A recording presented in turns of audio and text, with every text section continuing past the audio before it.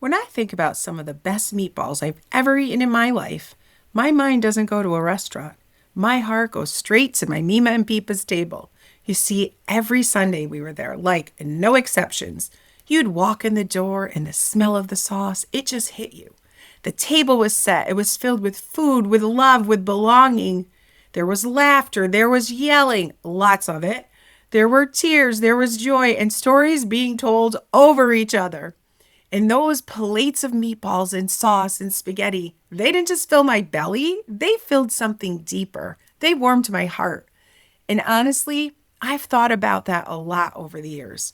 Were those really the best damn meatballs I ever ate? I mean, they were freaking amazing. But was it the food or was it the connection?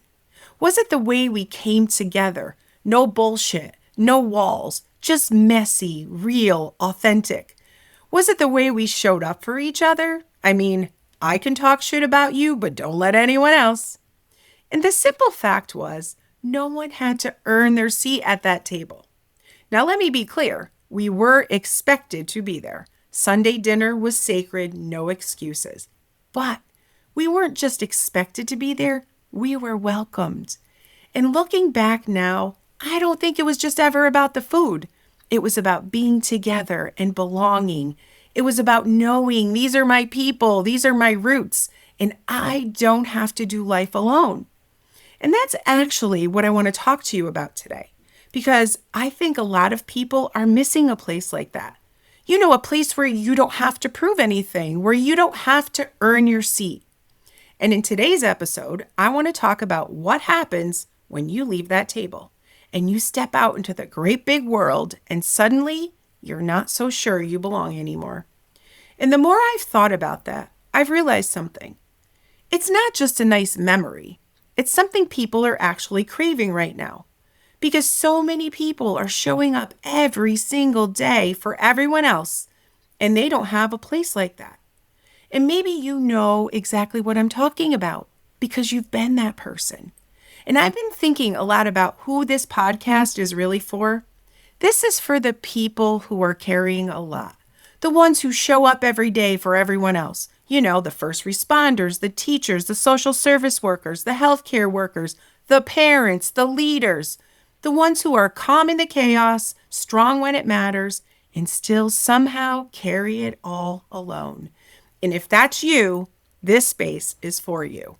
This is a podcast for people who live and lead under pressure and are tired of carrying it all alone. And that's why I'm here. This is the Meatball Mindset, where we roll with life, lead with heart, and thrive under pressure. This is where you learn how to show up for your life without losing yourself in the process. And I want to welcome you to my table. And if I'm being really honest with you, this step right here has taken me a little longer than I expected. I mean, I've been thinking about starting this podcast for a while now. The key is thinking about it. I've had ideas, stories, people reaching out saying they want to be part of it, and yet I just kept not doing it. And I found myself asking why? Why not? And the answer is something I talk about all the time, because it's a lot harder to take that step because I was afraid. Afraid it wouldn't be perfect, afraid it wouldn't land, afraid I wouldn't do it the way I had built up in my head. And a friend said something to me. He said, Lisa, you felt the fear and done it anyway so many times in your life, so why not here? And it made me stop and ask myself, what am I waiting for that I already know I'm ready for? And as you're listening to this, I ask you, is there something in your life right now that you keep putting off? Not because you can't do it, but because you're afraid it won't be good enough.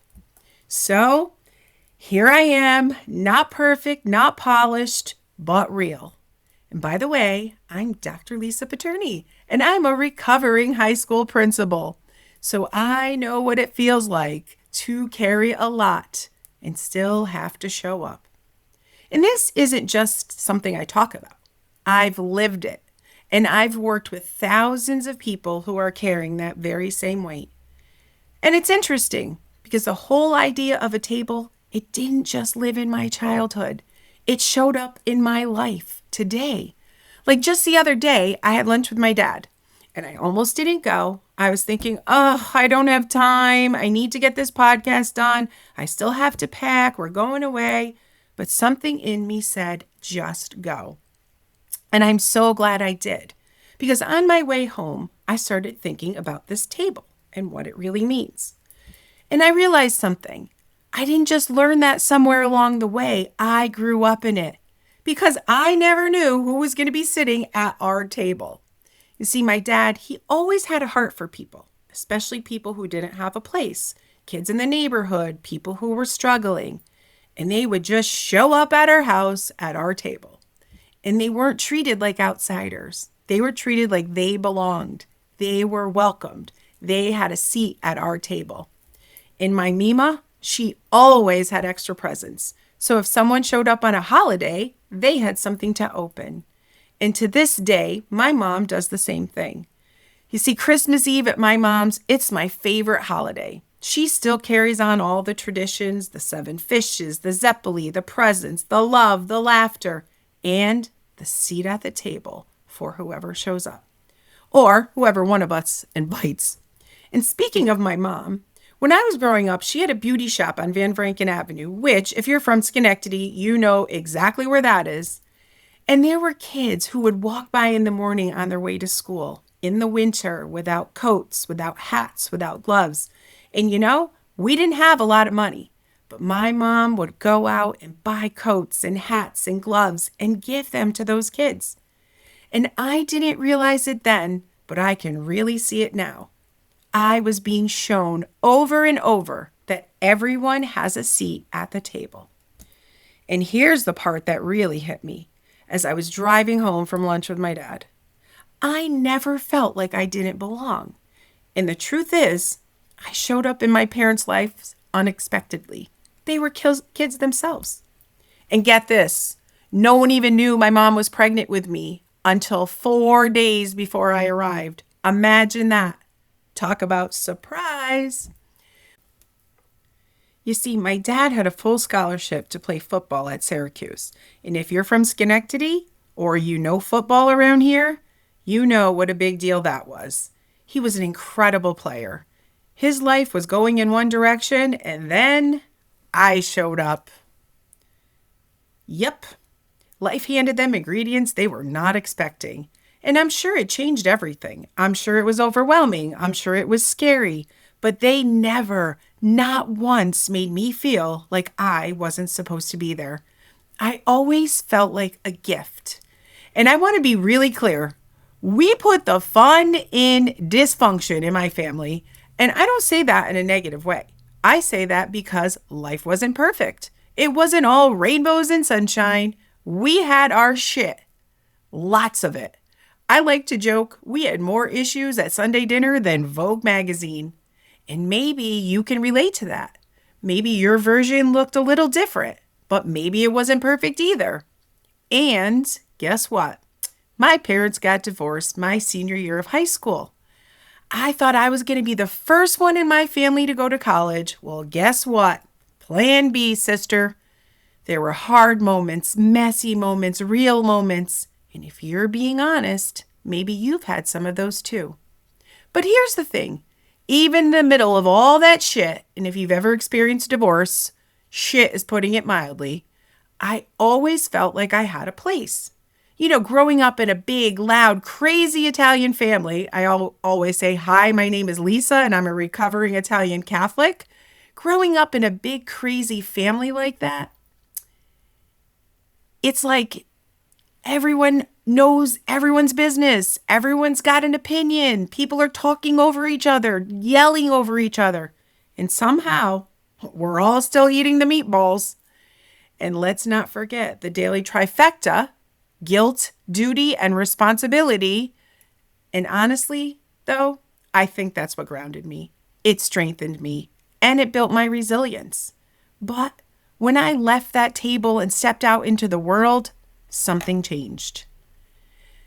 There were a lot of moments where I didn't feel like I belonged at all. And I wonder, have you ever felt like that? Like you knew exactly who you were in one space, but the second you stepped into another, you questioned everything. Like, do I actually belong here? Am I enough? And I want to be really honest with you. There were so many moments, especially in my career, where I walked into rooms and I didn't feel like I belonged at all. I felt like an imposter, like somehow I made it into a room I wasn't supposed to be in. No matter what title I held or what crown I wore, and maybe you felt that too. You know, you're sitting at the table, but inside you're thinking, do I freaking belong here? Am I enough? And I remember one of those first times that I really felt like that when I became an assistant principal. I had been a middle school teacher, and now I'm sitting at the high school table with people who had been there for years, and I could feel it. Like they were looking at me, staring at me, and thinking, what does she know? She came from middle school. And I remember sitting there second guessing everything I was about to say, wondering, should I even open my mouth and say anything? You're sitting at the table, but inside you're thinking, do I actually belong here? Am I? And maybe you've had a moment like that. Different room, different table, but the same feeling. And here's the thing. We're not alone in that. What's crazy is that there was an actual study done by Korn Ferry, which is a large executive placement agency with over 12,000 leaders around the world. And 71% of them said they felt like an imposter at some point in their career. 71%, which actually made me feel a whole hell of a lot better, if I'm being honest. Think about that for a second. So if you've ever sat at a table and questioned if you belong, congratulations, you're in the majority. You're not broken, you're human, and you're in very good company. And how about this one? Was there a time when you weren't even invited to the table, but you were badass enough to pull up a chair anyway? Now think about that for a second. And now you're sitting there, and instead of feeling proud of that, you're questioning yourself the entire freaking time.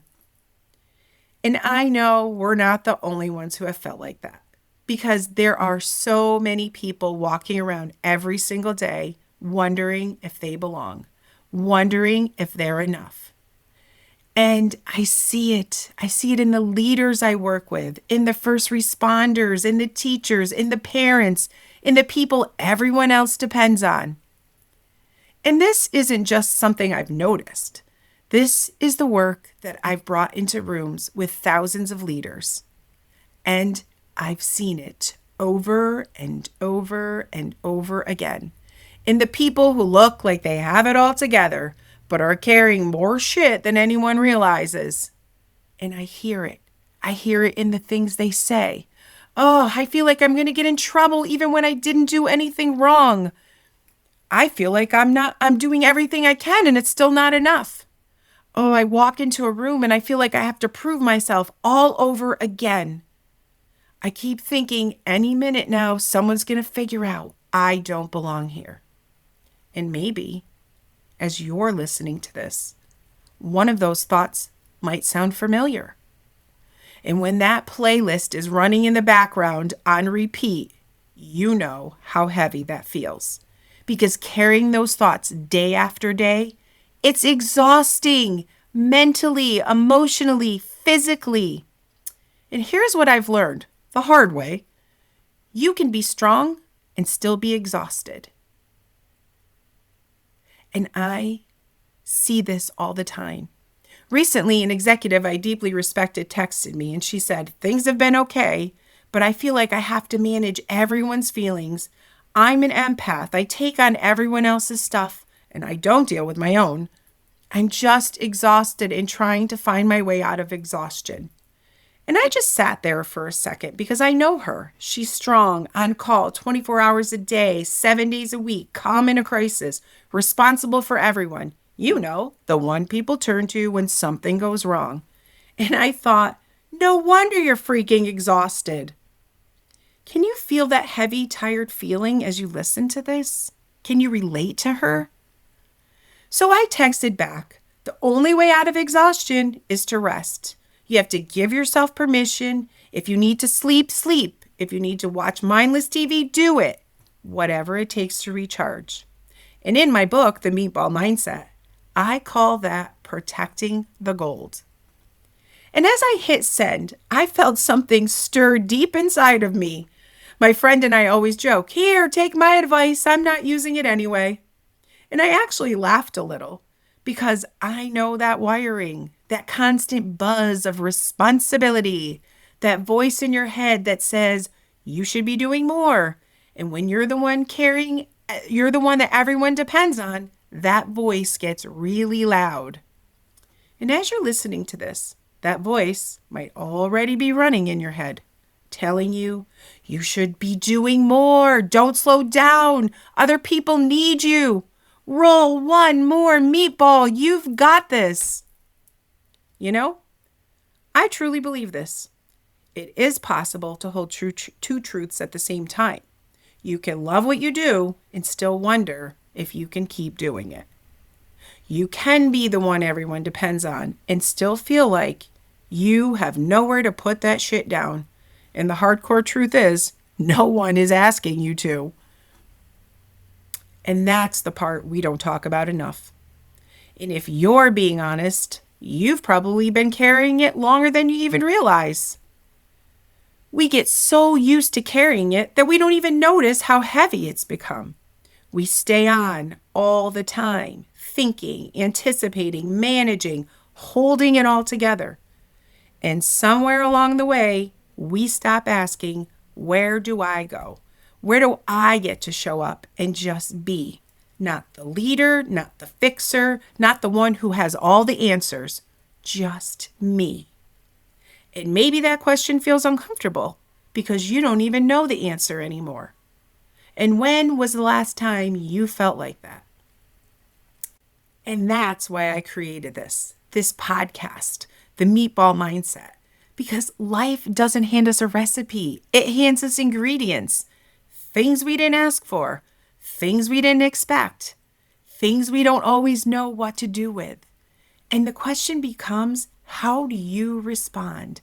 How do you keep showing up without losing yourself in the process? And if you're wondering what this space is, it's real life, it's real people, it's real shit, real stories, real struggles, and real tools to help you navigate it. This is a place where you don't have to carry it all alone. Because how many times have you carried everything without asking for help? You just handle it, figure it out, take it on, because that's who you are. You're the strong one and everyone knows it, which is exactly why you don't put it down. And I had a moment recently. My husband Rich and I were coming off a cruise. Now I've got my backpack on, my crossbody bag, a water bottle in one hand, my coat over my arm. I'm pushing my suitcase with another bag stacked on top. And here he is, wheeling his suitcase out like he's on the front cover of Travel magazine. And I start thinking, what the hell? Like, why am I carrying everything? And I could feel the pressure building because it wasn't just about the bags. It was deeper than that. And I'm thinking, I always feel like I'm carrying everything.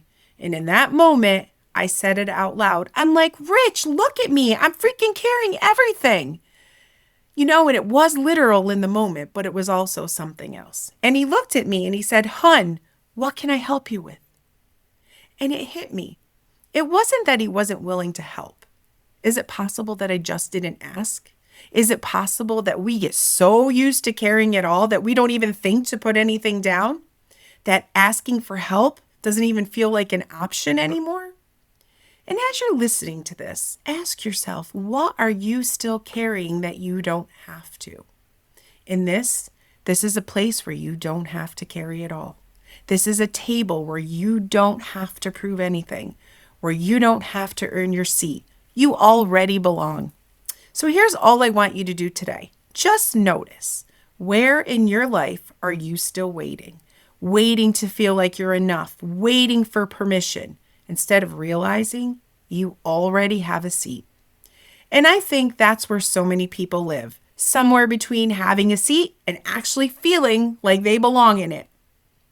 And if you're someone who's living under constant pressure, who's always the one people count on, who's carrying more than most people will ever see, and even then, you don't always know where to put it all down. You're exactly who this podcast is for. This is for you. And if you're carrying something, if you've been handed ingredients you didn't ask for, if you feel like it all falls on you, you're not alone. And you don't have to do this alone anymore. And this isn't just my podcast. This is ours. Because one of the things I grew up knowing is that there was always room at the table. And my mom, as I said, still does this to this day. She never knows who we're going to invite, who's going to show up. But somehow there's always a seat. And that's what I want this to be, a table, not just for me, for us.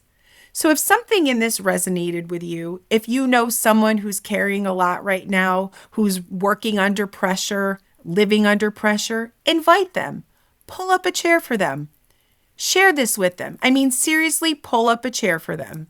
And as we build this, I want to build it together. So send me your stories. Tell me what you're carrying, what you're struggling with, what you want to hear about, who you think should have a seat at this table.